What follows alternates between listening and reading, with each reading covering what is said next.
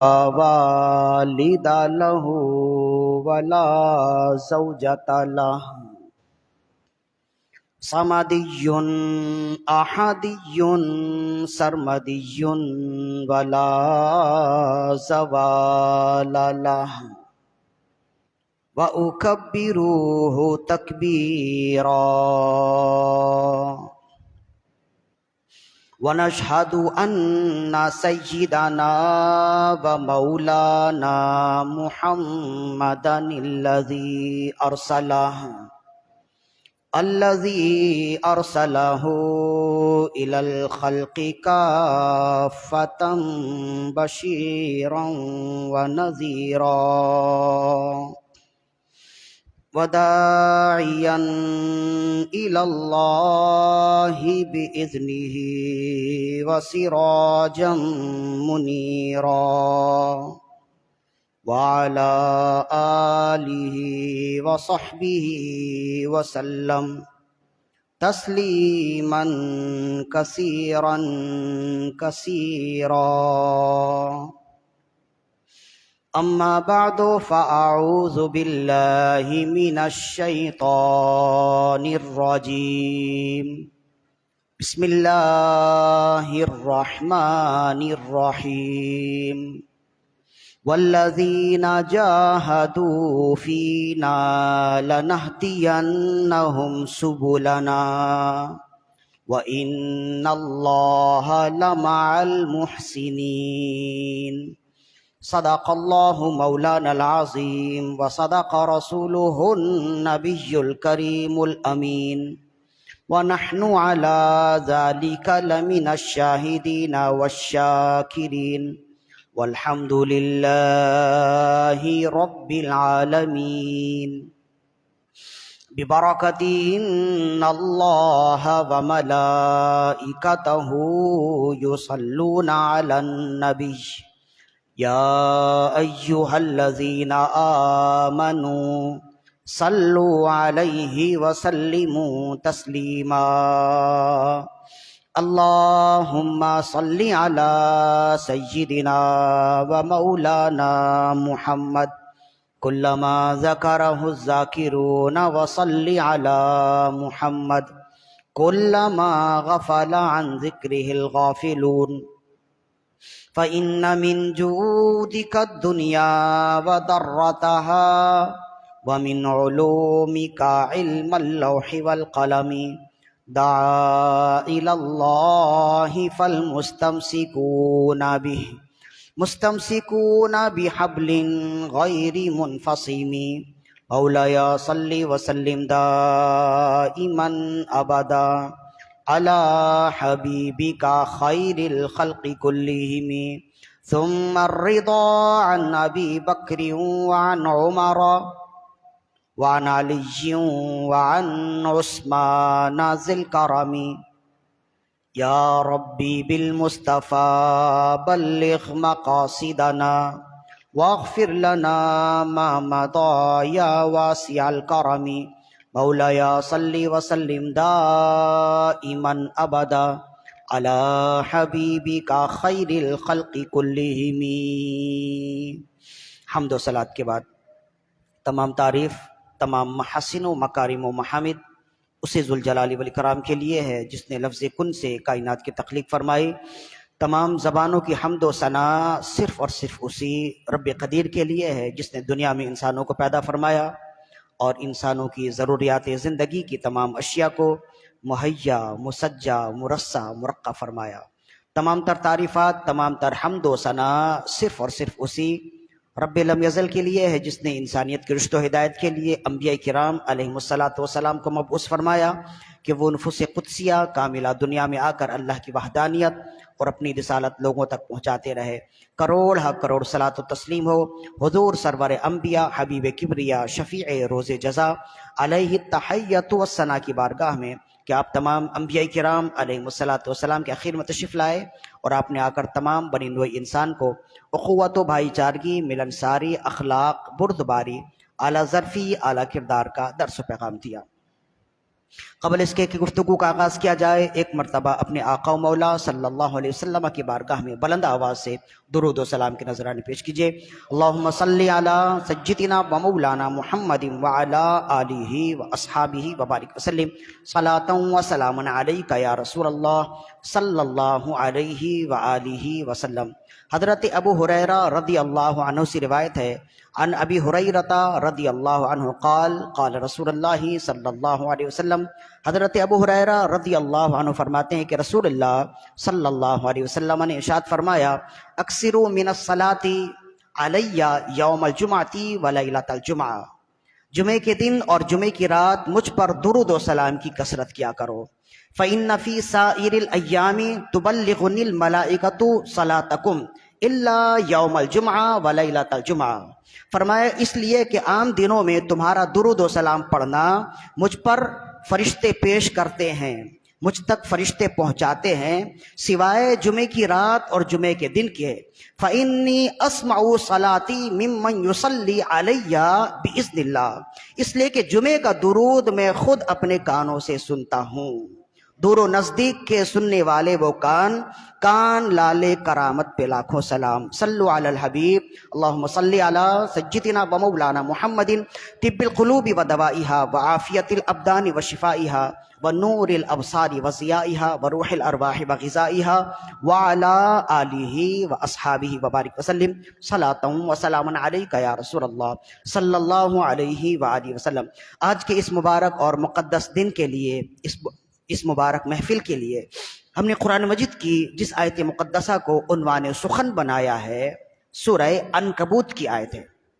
سورہ عنکبوت قرآن مجید کے 20ویں پارے سے شروع ہو کر 21ویں پارے کے شروع میں ختم ہوتی ہے، اور جس آیت مقدسہ کی تلاوت کا شرف حاصل کیا 21ویں پارے سے اس کا تعلق ہے، اور سورہ عنکبوت کی بالکل آخری آیت ہے، بالکل انتہائی آیت ہے، آیت نمبر 69 ہے جو ہم نے تلاوت کی ہے۔ اس آیت مقدسہ میں اللہ رب العزت نے ارشاد فرمائے، اپنا ایک وعدہ کیا جو رہتی دنیا تک ہر اس شخص کے لیے ہے جو اس وعدے کے ساتھ قائم رہے گا۔ اللہ کا وعدہ ہے، فرمائے والذین جاہدوا فینا لنہدینہم سبلنا وان اللہ لمع المحسنین، فرمائے جو لوگ میری راہ میں کوشش کریں گے ہم اسے ضرور اپنی راہ دیں گے۔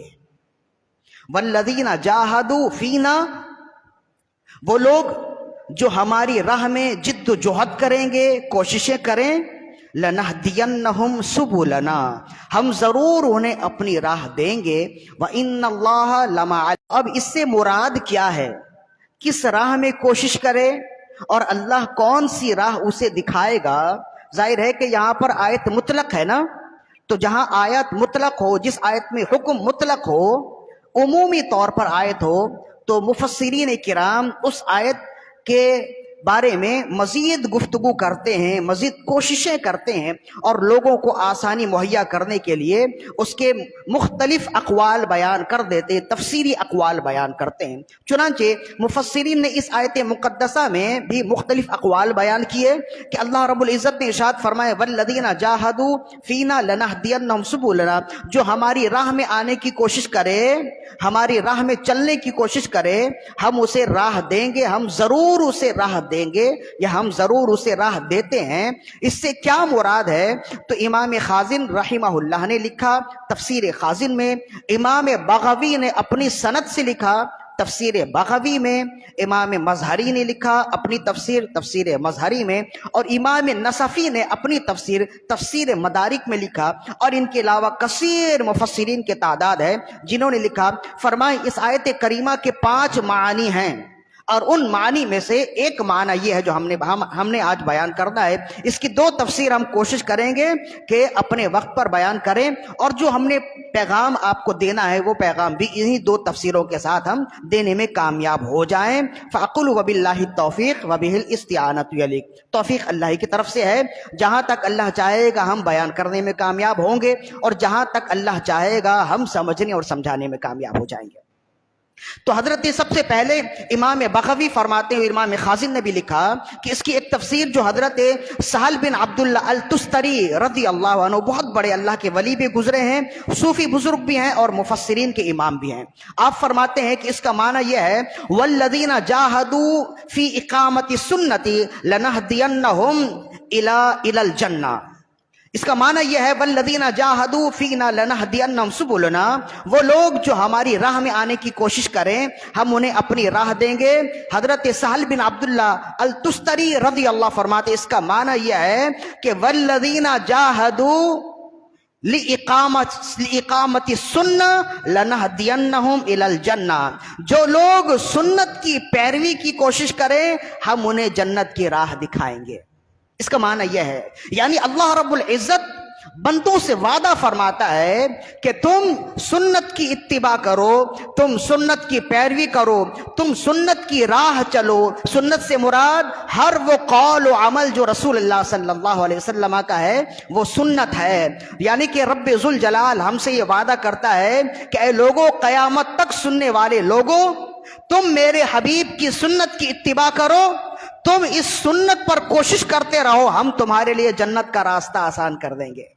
تم یہاں سنت پر عمل کرنے کے لیے، سنت کی ترویج و اشاعت کے لیے، سنت پر کام کرنے کے لیے محنت کرتے رہو۔ لنہدینہم الی الجنہ والذین جاہدوا لإقام السنہ لنہدینہم الی الجنہ، جو سنت کی اقامت کے لیے، جو سنت کی پیروی کے لیے کام کرتا رہے گا، عمل کرتا رہے گا، جستجو کرتا رہے گا، جد و جہد کرتا رہے، اللہ کا وعدہ ہے ہم اس کے لیے راستہ آسان کر دیں گے۔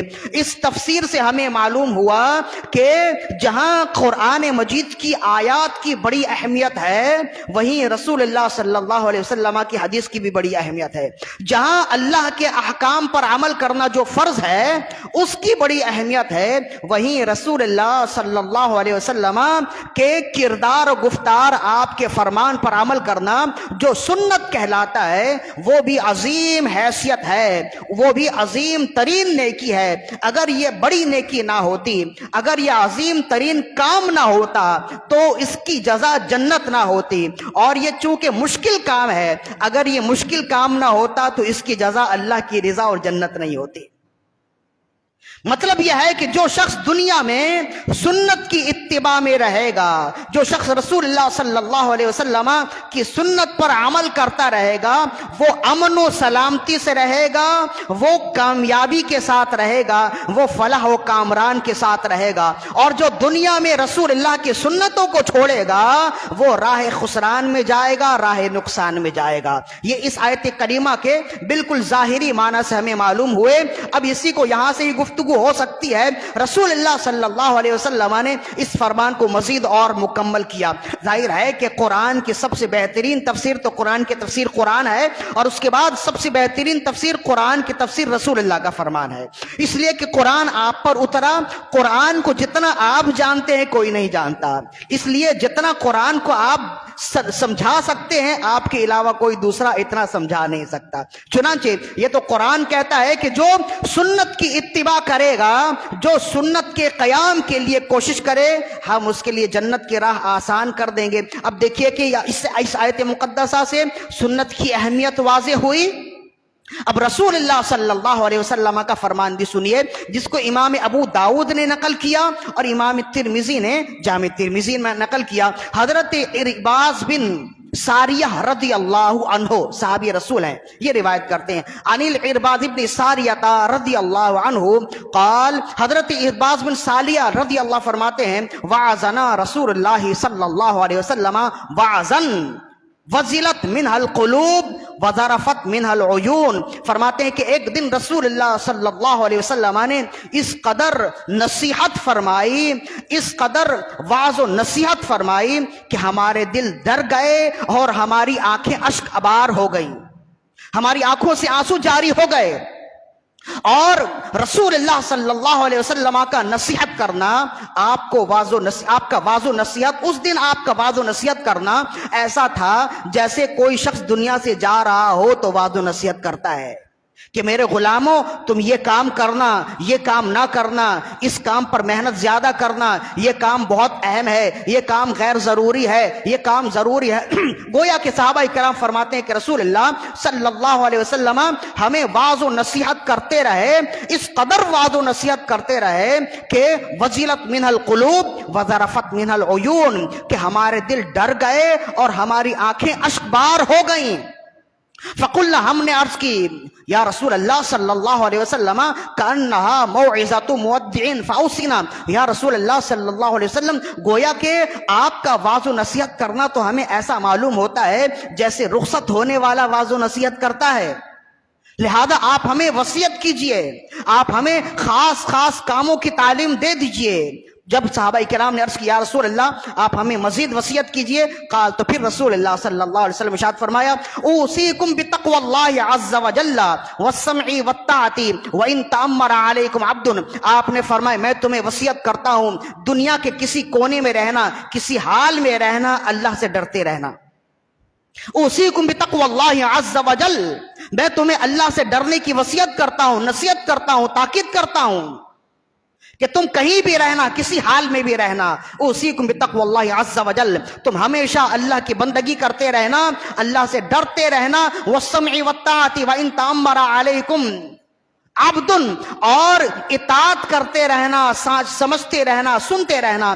اگر تم پر کوئی غلام بھی مقرر کر دیا جائے، اگر تم پر کوئی غلام حاکم بھی مسلط کر دیا جائے، مقرر کر دیا جائے، تو تم اس غلام کی بھی بات ماننا، اطاعت کرنا، انارکی کا شکار نہ ہو جانا، بدامنی میں مبتلا نہ کر دینا۔ پھر رسول اللہ صلی اللہ علیہ وسلم نے ارشاد فرمایا بدامنی میں مبتلا نہ ہو جانا۔ پھر رسول اللہ صلی اللہ علیہ وسلم ارشاد فرمایا فَإِنَّهُ مَنْ يَعِشْ مِنْكُمْ فَسَيَرَى اخْتِلَافًا كَثِيرًا، عرض کی آپ نے ارشاد فرمایا میرے بعد تم میں سے جو رہے گا وہ کثیر اختلاف دیکھے گا، ہر بات میں اختلاف ہوگا، ہر کام میں اختلاف ہوگا، ہر عقیدے میں اختلاف ہوگا۔ آپ نے فرمایا تم میں سے جو میرے بعد زندہ رہے گا فَسَيَرَى اخْتِلَافًا كَثِيرًا، وہ کثیر اختلاف دیکھے گا۔ عرض کی یا رسول اللہ صلی اللہ علیہ وسلم یہاں تو اگر کوئی اختلاف ہو آپ موجود ہیں، یا رسول اللہ ہم آپ کی بارگاہ میں حاضر ہوتے اور ایک لمحے میں اختلاف ختم ہو جاتا ہے۔ یا رسول اللہ صلی اللہ علیہ وسلم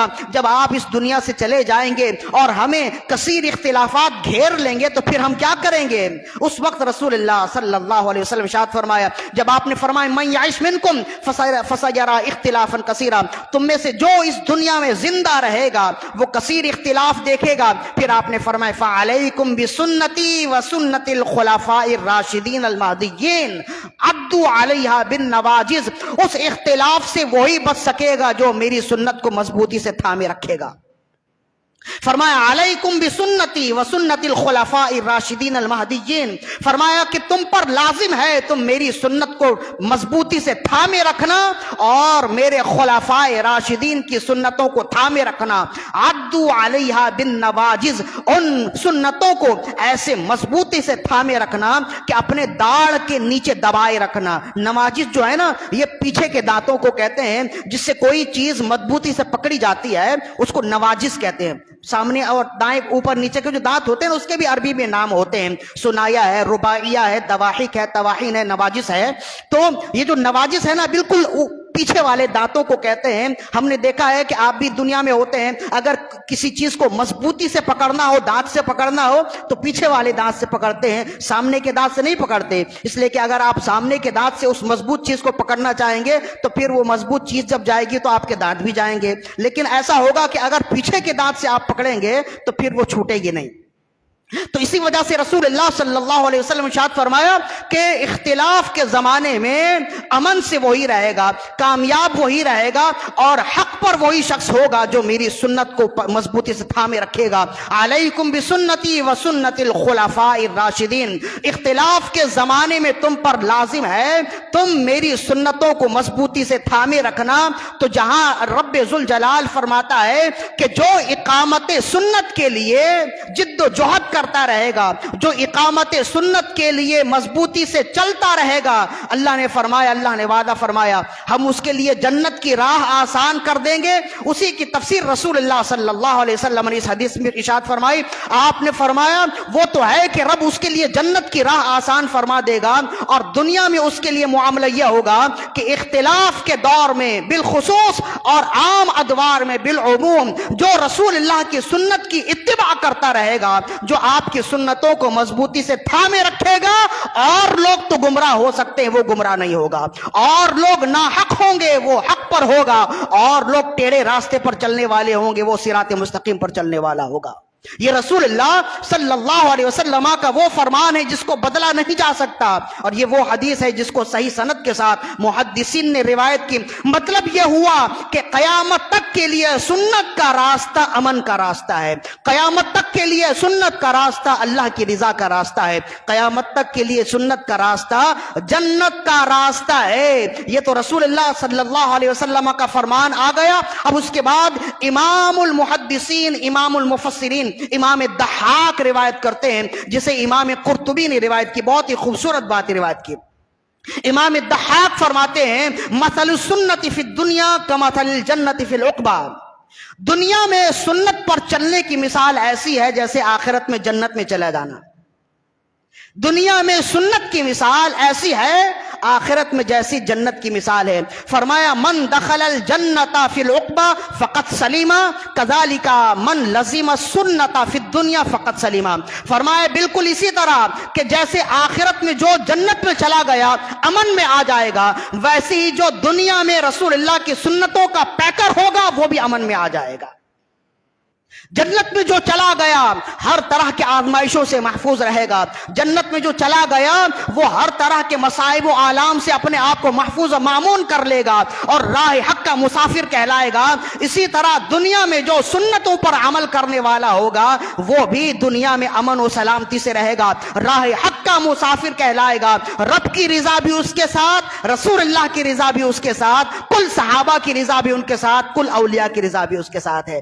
ہم نے اسے معمولی سمجھ لیا ہے نا، ہم نے سنت کو معمولی سمجھ لیا ہے، ہم ہر چیز کو سنت ہے سنت ہے سنت ہے کہہ کر اس پر اس کا اثر کم کرتے ہیں اور اس کی اہمیت کم کرتے ہوئے نظر آتے ہیں۔ لیکن یہی وجہ ہے کہ اس لیے کہ سنت کا مقام و مرتبہ بہت بلند ہے، یہی وجہ ہے کہ اکابرین امت صحابہ کرام، خود رسول اللہ کا فرمان، پھر صحابہ کرام اکابرین امت ایسے تھے کہ انہوں نے سنت کو کبھی چھوڑا نہیں ہے، انہوں نے مکمل طور پر سنتوں پر عمل کیا اور ہمیں یہ پیغام دیا، ہمیں اپنے عمل سے بتایا ہے کہ سنت کی اہمیت کیا ہے۔ ایک اعتراض ذہن میں آتا ہے، جناب آپ صرف سنت کی ہی بات کر رہے ہیں، سنت ہے سنت ہے سنت ہے، مختلف علماء ہیں جو سنت کی اہمیت بتاتے ہیں، فرض بھی تو ایک بڑی چیز ہے، واجب بھی تو ہے، جبکہ ہمارا عقیدہ اس میں کسی کے اختلاف نہیں ہے۔ اگر احکام کی بات آ جائے، حکم کی بات آئے تو سنت کا حکم کم ہے، فرض کا حکم زیادہ ہے، واجب کا حکم اس سے کم ہے، سنت کے حکم سے زیادہ ہے۔ تو آپ نے واجب کے حکم کو چھوڑ دیا، واجب کی فضیلت بیان نہیں کی، آپ فرض کی حکم کی فضیلت بیان نہیں کرتے، سنت پر اس قدر زور دے رہے ہیں۔ بعض تحریکیں ہیں، دعوت اسلامی والے ہیں، جناب ان کی محفل ہے تو سنتوں بھری محفل ہے، ان کا بیان ہے تو سنتوں بھرا بیان ہے، ان کے حلقے ہیں تو سنتوں بھرے حلقے ہیں۔ جناب فرض کی بھی تو بات کیجئے۔ یہ عام طور پر یہ ہر شخص کے ذہن میں یہ بات آ سکتی ہے، اس لیے کہ اب جو دور ہے نا، اس دور میں ہر شخص کو روشن خیالی کا بھوت سوار ہے۔ جس کو استنجا کرنے کا سلیقہ، صحیح بات ہے، جس کو استنجا کرنے کا طریقہ نہیں آتا وہ علماء پر انگلیاں اٹھاتا ہے۔ ہر شخص کو معلوم ہونا چاہیے کہ وہ کیا بات کر رہا ہے اور کس سے بات کر رہا ہے۔ انسان اپنے رہنے کے لیے نا سب سے بہترین جگہ اوقات ہوتی ہے اور حد ہوتی ہے۔ ہر شخص اپنے حد میں رہے تو وہ خود بھی اپنی عزت کرے گا اور دوسرے بھی اس کی عزت کریں گے۔ تو اگر کوئی شخص کسی عالم پر انگلی اٹھائے، کوئی شخص کسی پر اعتراض کرے نا، تو دیکھنا چاہیے کہ اس کا علمی قد کیا ہے اور دوسرے کا علمی قد کیا ہے۔ لہذا یہ سوشل میڈیا ہے نا، اس میں ہر جگہ ہر قدم پہ آپ کو ایک نیا مولوی ملے گا، ہر قدم پر آپ کو نیا مفتی ملے گا. لہذا یہ تو روشن خیالی کا بھوت تو ہر شخص کو سوار ہے نا، اعتراض کرنے کا بھوت ہر شخص کو سوار ہے. تو اب چونکہ ہر شخص سوشل میڈیا میں ان ہے تو یہ خیال ذہن میں آتا ہے جناب آپ تو صرف سنتوں کی ہی بات کر رہے ہیں، فرض کی بات تو کرتے نہیں، نفل واجب کی تو بات آپ کرتے نہیں، واجب پر عمل کرنے کی تاکید دیتے نہیں، فرض پر عمل کرنے کی ترغیب و تاکید دیتے نہیں. شروع سے ہم سن رہے ہیں کہ جناب سنت کی اہمیت ہے، سنت کی اہمیت ہے، سنت کی اہمیت ہے، فرض کہاں ہے؟ تو اس کا جواب یہ ہے کہ اصل میں بات یہ ہے، آپ دو لفظوں میں سمجھ لیجئے کہ فرض جو ہے نا انفرادیت چاہتا ہے اور سنت اجتماعیت چاہتی ہے. فرض انفرادیت چاہتا ہے اور سنت اجتماعیت چاہتی ہے. فرض ادا کریں گے تو لازم نہیں ہے کہ سنت بھی ادا ہو جائے، لیکن سنت ادا کریں گے، سنت فرض کو خود لاتی ہے.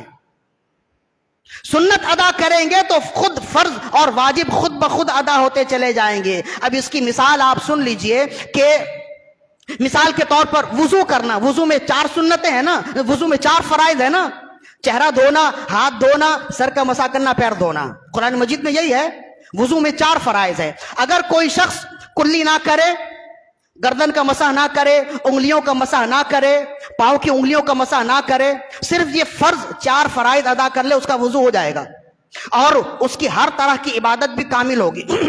4 فرائض ہے نا وضو میں، یہ بھی سیکھ لیجئے، سمجھ لیجئے. چہرہ دھونا، دونوں ہاتھ دھونا. قرآن مجید کیا ہے؟ یا ایھا الذین آمنوا اذا قمتم الى الصلاۃ فاغسلوا وجوہکم وایدیکم الى المرافق وامسحوا رؤوسکم وارجلکم الى الکعبین. اے ایمان والو، جب تم نماز کا ارادہ کرو اپنے چہرے دھو، اپنے ہاتھ کوہنیوں سمیت دھو، اپنے سر کا مسح کرو اور پاؤں دھو لو، ٹخنوں سمیت پاؤں دھو لو. تو یہ 4 حکم جو ہے یہ قرآن مجید کی آیت سے ثابت ہے، اس وجہ سے یہ فرض ہے. اس کے علاوہ ناک میں پانی ڈالنا قرآن میں نہیں ہے، کلی کرنا قرآن میں نہیں ہے، کان کا مسح کرنا، کان کے اوپر کا مسح کرنا قرآن میں نہیں ہے، انگلیوں کا خلال کرنا، داڑھی کا خلال کرنا، پاؤں کی انگلیوں کا خلال کرنا یہ قرآن میں نہیں ہے. لہذا جب یہ نہیں ہے تو یہ فرض میں شمار نہیں ہے. جب یہ فرض میں شمار نہیں ہے تو اگر آپ فقط 4 فرائض ادا کر لیں گے آپ کا وضو ہو جائے گا اور آپ نماز پڑھنے والے بھی ہو جائیں گے، آپ ہر طرح کی عبادت آپ کر سکتے ہیں. لیکن اگر آپ کانوں کا مسح بھی کر لیں، کلی بھی کر لیں، ناک میں پانی بھی ڈال لیں، تمام اعمال کر لیں تو یہ سنت ہے. مطلب یہ ہے کہ اگر آپ فرض ادا کریں گے سنت ادا نہیں ہوگا، لیکن اگر آپ سنت کے ساتھ وضو کریں گے فرض ساتھ ساتھ ہو جائے گا. تو یہ نہیں ہے کہ اگر کوئی شخص کہے کہ جناب سنت پہ عمل کریں، اگر کوئی شخص سنت کی تاکید کرتا ہے تو اس کی یہ وجہ نہیں ہے کہ وہ فرض کو ڈینائی کر رہا ہے، ڈیگریڈ کر رہا ہے، ایسا نہیں ہے. وہ جانتا ہے، جو عالم ہے وہ جانتا ہے. میں جو کہہ رہا ہوں کہ فرض سنت پہ عمل کریں، اگر انسان سنت پہ عمل کرے گا فرض پر خود بخود عمل ہوگا، اگر سنت پہ عمل کرے گا واجب پر خود بخود عمل ہوگا. ایک مثال، اس کی ایک اور مثال سن لیجئے. سجدے پہ جائیں تو پاؤں کی جو انگلیاں ہیں نا، دونوں پاؤں کی ایک ایک انگلی کا رخ مڑ کر قبلے کی طرف ہو جانا فرض ہے. وہ جو سجدے میں ہم جاتے ہیں نا اور پاؤں کی 10 انگلیاں کھڑی رہتی ہیں یا بعض اوقات 200 انگلیاں زمین سے اٹھی ہوتی ہیں تو اس کا سجدہ ہی ادا نہیں ہوتا، اور جب سجدہ ادا نہیں ہوتا تو پھر نماز بھی نہیں ہوگی اور یہ فرض ہے. تو حالت سجدے میں، نماز میں، پاؤں کی 10 انگلیوں میں سے ایک ایک انگلی کا مڑ کر قبلے کے رخ ہو جانا یہ فرض ہے، اور 3 انگلیوں کا مڑ کر قبلے کے رخ ہو جانا یہ واجب ہے، اور 10 انگلیوں کا مڑ کر قبلے کے رخ ہو جانا سنت ہے. اب جو سنت پہ عمل کرے گا واجب پہ بھی عمل کر لے گا اور فرض پہ بھی عمل کر لے گا. اسی وجہ سے علماء فرماتے ہیں کہ سنت پہ عمل کیا جائے، اس لیے کہ سنت پہ عمل واجب پر بھی عمل ہو جاتا ہے، فرض پہ بھی عمل ہو جاتا ہے. لیکن یہ لازم نہیں ہے کہ فرض پہ عمل کرے تو واجب پہ بھی عمل ہو جائے، سنت پہ بھی عمل ہو جائے. اسی طرح جو سنت کو چھوڑتا ہے پھر واجب کو بھی چھوڑ دیتا ہے، فرض کو بھی چھوڑ دیتا ہے. اسی وجہ سے علماء کرام، فقہاء کرام فرماتے ہیں کہ لوگوں اگر خیر کی راہ چاہتے ہو تو سنت اپناؤ، سنت اپناؤ گے واجب بھی ادا ہو جائیں گے، فرائض کی بھی ادائیگی ہو جائے گی. امید ہے کہ یہ بات ذہن سے نکل گئی ہوگی کہ جناب ہم سنتوں پر عمل کرنے کی ایسی ترغیب کیوں دیتے ہیں. یہی وجہ ہے کہ جب کہتے ہیں کہ محفل ہے بیان ہے تو سنتوں بھرا بیان ہے, محفل ہے تو سنتوں بھری محفل ہے, گفتگو ہے تو سنتوں بھری گفتگو ہے. کیوں کہتے ہیں؟ اس کی وجہ یہ ہے کہ جب سنت سیکھ جائیں گے تو واجب بھی سیکھیں گے, فرض بھی سیکھیں گے, اور جب کوئی شخص سنت پہ عمل کرتا ہے تو واجب پہ بھی عمل کرنے میں کامیاب ہو جاتا ہے اور خود بخود فرض پہ بھی عمل کرنے میں کامیاب ہو جاتا ہے. یہی وجہ ہے کہ رب ذوالجلال نے ارشاد فرمایا تم سنت کی راہ چلو, رب تمہیں جنت کی راہ چلائے گا. یہی وجہ ہے کہ رسول اللہ نے فرمایا اختلاف کے زمانے میں امن میں وہی شخص ہوگا جو سنت پہ عمل کرنے والا ہوگا. یہی وجہ ہے کہ امام ضحاک نے فرمایا دنیا میں سنت پر چلنا ایسا ہی ہے جیسے عقبہ میں جنت میں رہنا ہے, کہ جیسے آخرت میں جو جنت میں جائے گا امن میں ہو جائے گا, ایسے ہی دنیا میں جو سنت پہ عمل کرے گا ہر طرح کے مصائب و آلام اور ہر طرح کے فتنوں سے امن و سلامتی میں آ جائے گا. لہذا قرآن مجید کی ایک تفسیر سے ہمیں معلوم ہوا کہ سنت کی اہمیت کیا ہے. لہذا اب ہمیں چاہیے, ہم تو دنیا دار ہو گئے, ہم تو فرائض کو بھی چھوڑنے والے ہو گئے, اب سنت اگر کہا جائے نا یہ عمل سنت ہے تو اس کی اہمیت ہمارے ذہن سے نکل جاتی ہے. سنت اگر کہہ دیا جائے یہ فرض ہے تو اہمیت کچھ برقرار رہتی ہے, اور اگر کہہ دیا جائے یہ سنت ہے تو اس کی اہمیت ختم ہو جاتی ہے. یہی وجہ ہے کہ ہم سنت چھوڑتے چھوڑتے آج اس مقام تک پہنچے ہیں کہ پہلے زمانے کے جو علماء تھے وہ جب بازار جاتے تھے تب بھی ٹوپی لگا کر جاتے تھے. آج ہم سنت ہے کہہ کے اس مقام تک پہنچ گئے کہ مسجد میں بھی آتے ہیں تو خالی سر آتے ہیں. کیوں جی؟ کہ فرض تھوڑا ہی ہے, یہ تو سنت ہے, سر ڈھانپ کے نماز پڑھنا سنت ہے, اور بغیر سر ڈھانپے اگر کوئی شخص نماز پڑھے گا اس کی نماز ہو جائے گی, کامل ہو جائے گی اس کی نماز. تو کیا یہ جو آپ کو یہ مسئلہ معلوم ہوا ہمارے اکابرین کو معلوم نہ ہوا؟ رسول اللہ کو پتا نہیں تھا کہ خالی سر اگر نماز پڑھے تو اس کی نماز ہو جاتی ہے؟ مفتی اعظم پاکستان مفتی وقار الدین رحمت اللہ علیہ فرماتے ہیں کہ حج اور عمرہ کے علاوہ رسول اللہ نے زندگی میں کبھی بھی کھلے سر نماز نہیں پڑھی ہے. حج اور عمرے میں تو کھلے سر نماز پڑھنا وہ تو رسول اللہ کا طریقہ ہے نا, وہ تو سنت ہے. آپ نے فرمایا کہ رسول اللہ نے حج اور عمرہ کے علاوہ زندگی میں کبھی بھی کھلے سر نماز نہیں پڑھی ہے. آپ نے جب بھی نماز پڑھی ہے سر ڈھانپ کر نماز پڑھی ہے. صحابہ کرام فرماتے ہیں ہم سردی کے موسم میں, گرمی کے موسم میں جب بھی صحابہ کرام کو نماز پڑھتا دیکھتے یا تو وہ امامہ پر ہوتے یا ٹوپی پر ہوتے. تو ہمارے اکابرین تو بازار بھی کھلے سر نہیں جاتے تھے. آج ہمارا حال یہ ہے, بدعملی کا حال یہ ہے, سنت سے دور ہونے کا حال یہ ہے کہ ہم مسجد میں بھی آتے ہیں تو ٹوپی نہیں لگاتے سر پہ, اور ذہن میں بات یہی ہے کہ جناب سنت ہے اس سے تو نماز ہو جاتی ہے. لہذا سنت پر عمل کریں گے تو فرض پر بھی عمل کرتے رہیں گے. جب آپ سنت کو چھوڑیں گے آہستہ آہستہ فرض کو بھی چھوڑتے چلے جائیں گے. کیا ہی خوبصورت گفتگو ہے, اور صحابہ کرام نے اس پر کس طرح عمل کیا. بس ایک حدیث سن لیجئے, ہم نے مزید اور بھی آگے جانا ہے. فرماتے ہیں حضرت معقل بن یسار رضی اللہ عنہ فرماتے ہیں, صحابی رسول معقل بن یسار, اور امام ابن ماجہ نے اس حدیث کو نقل کیا. رسول اللہ صلی اللہ علیہ وسلم کے صحابی ہیں معقل بن یسار رضی اللہ عنہ, ایک جگہ دعوت پر گئے تو دسترخوان بچھا تھا, انواع اقسام کے کھانے تھے. کھانے سے فارغ ہونے کے بعد حضرت معقل بن یسار نے دیکھا کچھ چاول کے دانے, کچھ روٹی کے ٹکڑے دسترخوان پہ ہی پڑے ہیں. آپ اٹھا اٹھا کر کھانے لگے تو دسترخوان پہ جتنے لوگ بیٹھے تھے وہ اسے بد تہذیبی سمجھنے لگے. تہذیب اور بد تہذیبی اس کا معیار ہمیں اسلام دیتا ہے. ہم دنیا دار یا روشن خیالوں کے معیار پر چلنے والے نہیں ہیں کہ وہ جس چیز کو تہذیب بنا لے ہم اسے تہذیب کہیں, اور جس چیز کو بد تہذیبی کہہ دیں ہم اسے بد تہذیبی کہیں. تہذیب اور بد تہذیبی ہمیں رسول اللہ نے بتایا ہے. جس طرح کھلتے ہیں لب جس طرح ملتے ہیں لب نام محمد کے سبب, کاش ہم مل جائیں سب نام محمد کے سبب. تھا کہاں پہلے ہمیں حفظ مراتب کا خیال, ہم نے سیکھا ہے ادب نام محمد کے سبب. ہم نے تو ادب نام محمد سے سیکھا ہے نا, تو آپ ہمیں سکھانے والے ہیں. تو حضرت معقل بن یسار رضی اللہ عنہ دعوت پہ گئے اور دسترخوان بچھا تھا. تو دسترخوان جب کھانے سے فارغ ہو گئے, کچھ دسترخوان پر اناج کے ٹکڑے پڑے تھے, روٹی کے ٹکڑے پڑے تھے, آپ اٹھا اٹھا کر کھانے لگے. تو وہاں جتنے لوگ بیٹھے تھے کہنے لگے یہ تو تہذیب کے خلاف ہے، ایک دوسرے سے کنکھیوں میں اشارہ کرنے لگے، دیکھو، اور مطلب یہ تھا کہنے کا کہ دیکھو اتنا کھا لیے لیکن پھر بھی آسودہ نہیں ہوئے، اور یہ کس قدر محفل کی تہذیب کے خلاف ہے کہ لوگ تو ہاتھ باندھے بیٹھے ہیں اور ہاتھ دھوئے بیٹھے ہیں، کھا پی کر آرام سے ہیں، اور یہ دسترخوان سے اٹھا کر کھا رہے ہیں، یہ تو کہ بد تہذیبی ہے، تہذیب کے خلاف ہے، محفل کے آداب کے خلاف ہے۔ جب وہ آپس میں چپکے چپکے یہ کہہ رہے تھے تو آپ کے ساتھی بھی تھے، حضرت معقل بن یسار کے کان میں کہنے لگے حضور یہ عمل چھوڑ دیجئے، ورنہ لوگ نہ جانے کیا کیا کہہ رہے ہیں، آنکھوں ہی آنکھوں سے اشارے کر رہے ہیں، اور نہ جانے آپ کو کیا محفل کے آداب کے خلاف کام کرنے والا کہہ رہے ہیں۔ آپ نے اپنا عمل جاری رکھا اور مسکراتے ہوئے ارشاد فرمایا میں ان دنیا داروں کی وجہ سے رسول اللہ کا عمل چھوڑ نہیں سکتا، میں ان دنیا داروں کی وجہ سے رسول اللہ کی سنت چھوڑ نہیں سکتا، اس لیے کہ رسول اللہ نے فرمایا کہ جو اناج کے دانے دسترخوان پر گر جائیں انہیں اٹھا کر کھا لو، شیطان کے لیے نہ چھوڑو۔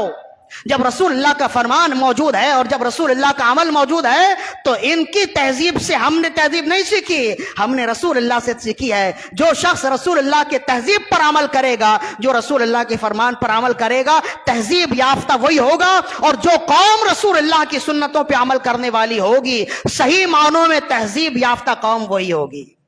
تو یہ انہوں نے ہمیں عمل بتایا ہے اور بتایا ہے کہ دنیا میں موو کرتے ہوئے جہاں بھی دیکھو کہ رسول اللہ کی سنتوں پہ عمل کرنا مشکل ہو رہا ہے، وہاں پر اور لوگوں کی رضا چھوڑ کر اللہ اس کے رسول کی رضا تلاش کرو، پھر اس میں بڑی نیکیاں بھی ہیں، بڑی برکتیں بھی ہیں۔ چلتے چلتے یہ بھی سمجھ لیجئے کہ امام طبرانی نے اس حدیث کو نقل کیا کہ رسول اللہ صلی اللہ علیہ وسلم نے ارشاد فرمایا کہ جو شخص یہ چاہتا ہے کہ اس کی اولاد ذہین ہو، اولاد کی اولاد ذہین ہو، اولاد کی اولاد ذہین ہو، جو شخص یہ چاہتا ہے آپ نے فرمایا اسے چاہیے دسترخوان سے دانے اٹھا کر کھائے، اللہ اسے بھی ذہین کر دے گا، اس کی اولاد کو بھی ذہین کرے گا، اولاد کی اولاد کو بھی ذہین کر دے گا۔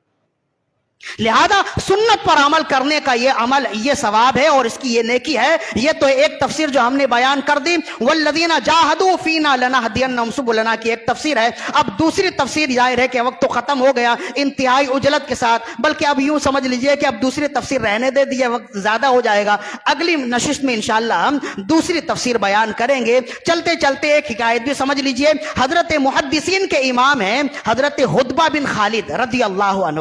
حدبہ بن خالد امام بخاری، امام مسلم سب کے استاد ہیں۔ آپ صرف گوگل سرچ کیجئے حدبہ بن خالد لکھیے، دو چشمی ہے سے پھر آپ دیکھیں کہ امام بخاری، مسلم، ترمذی، نسائی سب نے ان کی حدیث لی ہے۔ محدثین کے امام ہیں حضرت حدبہ بن خالد رضی اللہ عنہ۔ خلیفہ مامون رشید کے دربار میں آپ موجود ہیں اور وہاں انواع اقسام کے کھانے لگے ہیں، دسترخوان بچھا ہے، اور کھانے سے فارغ ہونے کے بعد محدثین کے امام ظاہر ہے کہ جب دعوت پر گئے، اور کس کے دعوت پر ہیں؟ مامون رشید، خلیفہ مامون رشید۔ یعنی خلیفہ کا مطلب یہ ہے، ہمارے ہاں جو تو کہتے ہیں نا کہ جو کسی ملک کا سربراہ ہوتا ہے وہ ایک چھوٹے سے خطہ ارض کا سربراہ ہوتا ہے، لیکن جب کہا جائے خلیفہ مسلمین تو مطلب یہ ہوتا ہے کہ جو خلیفہ ہوتا ہے وہ پوری دنیا کا بادشاہ ہوتا ہے۔ خلیفہ مسلمین، مسلمان جہاں ہے وہ اس کا بادشاہ ہے۔ تو ہم سے تو ایک چھوٹے سے ملک کا ٹکڑا بھی نہیں سنبھلتا، مسلمانوں کے بادشاہوں نے پوری دنیا کو سنبھال کے بتایا ہے کہ حکومت کیسی کی جاتی ہے۔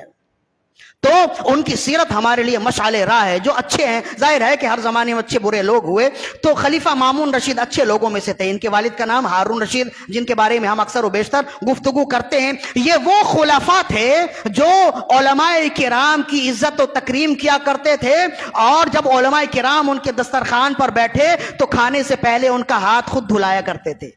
یہ وہ تھے، ساری دنیا جن کے نام سے کانپتی، جب علماء کرام ان کے دسترخوان پر بیٹھے نا تو ان کی اس طرح سے تکریم کرتے تھے، ہاتھ دھلایا کرتے تھے، اور کھانے کی پلیٹیں ان کے سامنے سے اٹھایا کرتے، لگایا کرتے تھے۔ حضرت حدبہ بن خالد رضی اللہ عنہ محدثین کے امام ہیں۔ خلیفہ مامون رشید نے دعوت کی، دسترخوان سجا ہے، انواع اقسام کے کھانے ہیں۔ جب کھانے سے فارغ ہوئے تو کچھ دانے نیچے گرے ہوئے تھے، حضرت حدبہ بن خالد وہ دانے کھانے لگے، اٹھا کر کھانے لگے۔ تو مامون رشید نے دیکھا اور بھی لوگ بیٹھے تھے، درباری، ظاہر ہے کہ ہر زمانے میں درباری لوگ بھی ہوتے ہیں جو بادشاہان وقت یا حکمران وقت کی چاپلوسی پہ ہی اپنی زندگی گزار دیتے ہیں، اور ان کی چاپلوسی کو ہی اپنے لیے جنت کی راہ سمجھتے ہیں۔ تو ایسے لوگ ہر زمانے میں ہوئے، تو وہاں پہ بھی اس دنیا دار اور درباری لوگ موجود تھے۔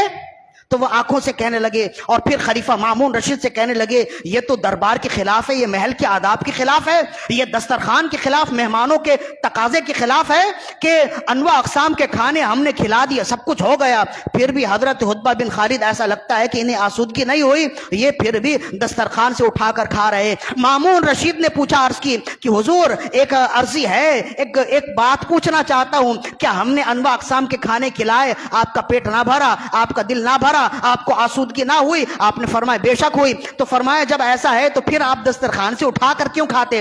آپ نے فرمایا رسول اللہ صلی اللہ علیہ وسلم نے ارشاد فرمایا ہے جو دسترخوان سے اٹھا کر کھاتا ہے اللہ اس کی زندگی سے فقر و فاقے کو دور کر دیتا ہے۔ بس رسول اللہ کی سنتوں پہ عمل کر رہا ہوں، رسول اللہ کی سنت پہ عمل کرنے کی وجہ سے میں یہ دسترخوان سے اٹھا کر کھا رہا ہوں۔ خلیفہ مامون رشید کو آپ کا یہ عمل اور یہ حاضر جوابی اتنی پسند آئی، خلیفہ مامون رشید نے حکم دیا اپنے خزانچی کو اور 10,000 سونے کے سکے لا کر آپ کے سامنے رکھ دیے گئے۔ عرض کی یہ آپ کے لیے تحفہ ہے کہ آپ نے ہمیں بھی دین سکھایا اور ہمیں بھی ترغیب دی اور ہمیں تہذیب سکھایا اور ہمیں بتایا کہ مالدار لوگ جسے تہذیب سمجھتے ہیں وہ تہذیب نہیں ہے، جسے رسول اللہ نے تہذیب بتایا وہ تہذیب ہے۔ تو حضرت عتبہ بن خالد رضی اللہ عنہ وہ سونے کے سکے لیے، 10,000 سونے کے سکے لیے اور مسکرائے، اور آپ نے فرمایا بے شک میرے آقا نے سچ فرمایا تھا کہ جو دسترخوان سے اٹھا کر کھائے اللہ اس کی غریبی کو امیری سے تبدیل کر دیتا ہے۔ ادھر میں نے عمل کیا، ادھر رسول اللہ کا فرمان سامنے آیا۔ جب میں آیا تھا تو غریب تھا، اب جا رہا ہوں تو امیر جا رہا ہوں۔ یہ ہے رسول اللہ صلی اللہ علیہ وسلم کے کردار اور آپ کے فرمان پر عمل کرنے کا طریقہ، عمل کرنے کی جزا اور اس کا بدلہ۔ لہذا ہم نے تو مزید اور بھی منزلیں تھیں اور مزید اور بھی گفتگو کرنی تھی، لہذا ہم انشاءاللہ مزید اس پر گفتگو، اسی آیت کے دوسری تفسیر پر گفتگو انشاءاللہ ہم اگلی نشست میں کریں گے۔ میرا پیغام فقط یہ ہے کہ اس گئے گزرے دور میں اگر کوئی شخص امن و سلامتی چاہتا ہے، کامیابی کی راہ چاہتا ہے، تو رسول اللہ کی سنتوں کو مضبوطی سے تھامیں، اس لیے کہ رسول اللہ نے فرمایا فَسَيَرَى اخْتِلَافًا كَثِيرًا، تم میں سے میرے بعد جو زندہ رہے گا وہ کثیر اختلاف دیکھے گا۔ عرض کی یا رسول اللہ اس اختلاف سے بچنے کا کوئی حل ہے؟ فرمایا علیکم بسنتی و سنت الخلفاء الراشدین، اس اختلاف سے، اس بدعملی سے وہی بچے گا جو میری سنت پر عمل کرنے والا ہوگا۔ لہذا اگر کوئی شخص چاہتا ہے امن کی راہ چلے، ہدایت کی راہ چلے، تیرے غلاموں کا نقش قدم ہے راہ صراط، تیرے غلاموں کا نقش قدم ہے راہ صراط، وہ کیا بھٹک سکے جو یہ سراغ لے کے چلے، لحد میں عشق رخے شاہ کا داغ لے کے چلے، اندھیری رات سنی تھی چراغ لے کے چلے۔ جب اس طرح سے زندگی گزاریں گے نا اللہ رب العزت بڑی برکتیں عطا فرمائے گا۔ مزید اس کی دوسری تفسیر اگلی نشست میں بیان کریں گے۔ اللہ تعالیٰ سے دعا ہے کہ رب ذوالجلال ہماری آج کی حاضری اپنی بارگاہ میں قبول و مقبول فرمائے۔ وما علینا الا البلاغ المبین۔